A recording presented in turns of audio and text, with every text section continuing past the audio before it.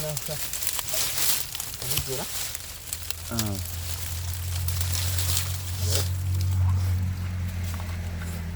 Pero guys, so muli ang atong buho sa sanging adlaw.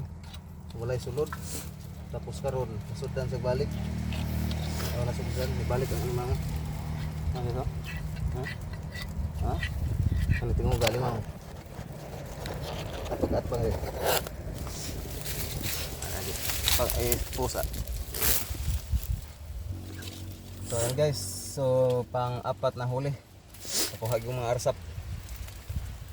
Shout out ni Rika Osorio Rakasa Osorio sa Maynila. Itong nag-order og 2 ka kilo. So kani, okay, dira. Uy, sorry kagat. Isa lang yung sipit mga idol. So, binugnuan. Ang daming lalaki, daghang laki dire. Ha? Yun. Sila ikaw ba? So, ayan, pang-apat.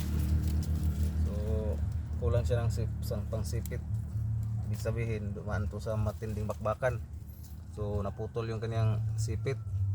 Either sa pagmi-mate nila sa alimango o yung mating season, o sa pagmumolt ng crabs, yung magpapalit ng balat. Kasi pag magpalit ng balat yung alimango, soft shell, tapos prone sa cannibalism, o yung kakainin sila ng kapwa nila alimango. So ayan mga idol, kunting kaalaman. So thank you for watching. Paki-like and share na po sa atong mga videos.